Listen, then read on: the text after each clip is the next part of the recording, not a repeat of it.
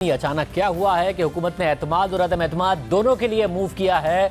और परवेज इलाही साहब अब इस हवाले से क्या कर सकते हैं, इमरान खान क्या करेंगे, मगर ये सब हुआ कैसे, क्या हो रहा था। आज रईस अंसारी साहब हमारे साथ मौजूद। रईस अंसारी साहब बहुत शुक्रिया। रईस साहब क्या अंदर की बात है, कैसे ये मामला अचानक हुआ और एतमाद अदम एतमाद दोनों एक साथ हो गई। देखिए बिल्कुल, आज सुबह जो इजलास हुआ था मुस्लिम लीग नून का, उसमें पहली बार ऐसा हुआ कि काफ लीग के सालिक हुसैन और जो चीमा साहब हैं वो दोनों जो इस इजलास में मौजूद थे और वहाँ भी ये डिस्कस हुआ था, इन दोनों ऑप्शन पे गौर हुआ था।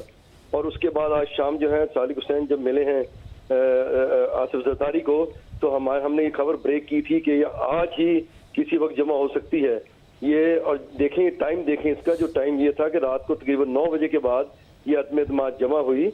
और जो आमतौर पर रात को सेक्रेटरी असम्बली इस वक्त बैठे नहीं होते, वो और बात है कि असम्बली सेक्रेटरी वाले कहते हैं कि जी सेक्रेटरी साहब जो इनायतुल्लाह हक हैं वो रात देर तक काम करते हैं, लेकिन वो आज रात मौजूद थे।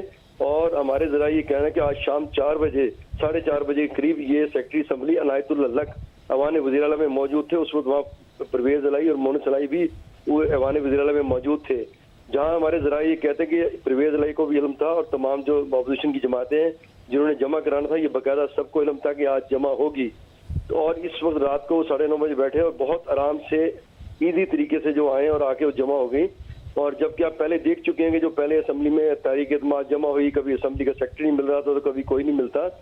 और ये जो सेक्रेटरी असेंबली इनायतुल्लाह हक ये रिटायर्ड हो चुके थे। जब परवेज इलाही स्पीकर थे तो उन्होंने 1 साल के लिए मजीद इन्हें कॉन्ट्रैक्ट भी दिया था। तो ये आज जो अचानक रात को जमा हुई और गवर्नर ने भी तकरीबन 8:30 बजे के बाद वज़ीर आला को कहा कि वो एतमाद का वोट लें।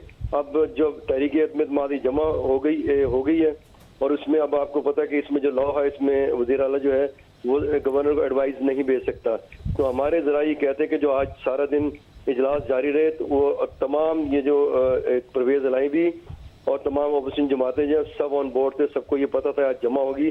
और रात को स्पेशली सेक्रेटरी असेंबली जो है वो 9:30 बजे असेंबली में बैठे थे और उन्होंने ये रिसीव कर ली। जी, ये बड़ी दिलचस्प बात है। यानी आप कह रहे हैं ये हो नहीं सकता कि परवेज इलाही के इल्म में लाए बगैर और परवेज इलाही के मर्जी के बगैर ये अदम एतमाद जमा हुई होगी और ये सारा का सारा मामला हुआ होगा। ये हो नहीं सकता जो उनका ताल्लुक रहा है। जी बिल्कुल, मैं ये आप देख लेंगे सारे जो अगर आप ताने बाने मिलाएं तो कभी भी ये ऐसा लगता नहीं है कि उनके मर्जी के बगैर हुआ।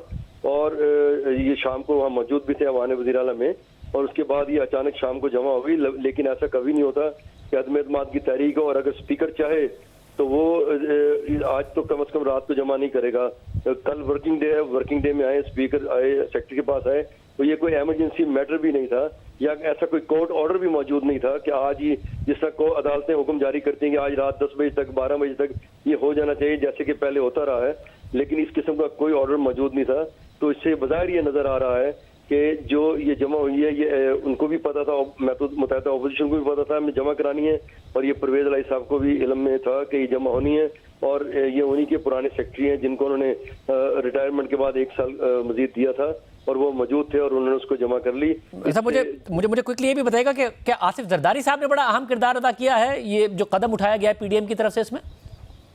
जी बिल्कुल, आप ये पीडीएम बेशक कह लें, लेकिन इसमें नून लीग और पीपल्स पार्टी ये दो ही ऑन बोर्ड जमाते हैं जिन्होंने ये फैसला किया। इसमें फजल रहमान से हो सकता है, मौलाना फजल रहमान से रब्ता किया गया हो, लेकिन ये पंजाब में क्योंकि 7 सीटें पीपल्स पार्टी की, बाकी नून लीग की है, 1 राय पार्टी की है और 3-4 आज़ाद हैं। तो अपोजिशन जो है पंजाब में मुतहदा अपोजिशन के पास 180 सीट्स हैं और 180 ही सीट्स जो है तहरीक इंसाफ के पास हैं, 10 काफ लीग की हैं।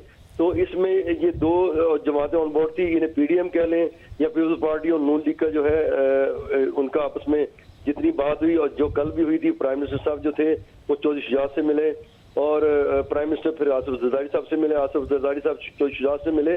तो ये 3 लोगों में बात चल रही थी। इसमें तो हो सकता है फोन पे मौलाना फजल रहमान से उन्होंने राब्ता किया हो, लेकिन ये बज़ाहिर कोई अभी तक हमारे पास ऐसी इत्तला नहीं कि उन्होंने पीडीएम के सर्वर बहुत से शुक्रिया राब्ता किया हो। साहब इस हवाले से तफसीलात बता रहे थे। अब परवेज इलाही का इस पर क्या मौक़िफ़ होगा कि जो सेक्रेटरी असेंबली हैं उनके हवाले से जो तफसीलात बता रहे हैं रईस अंसारी साहब कि उनके इल्म में लाए बगैर परवेज इलाही साहब के, उनकी मर्ज़ी के बगैर और इतनी रात गए ये काम हो नहीं सकता।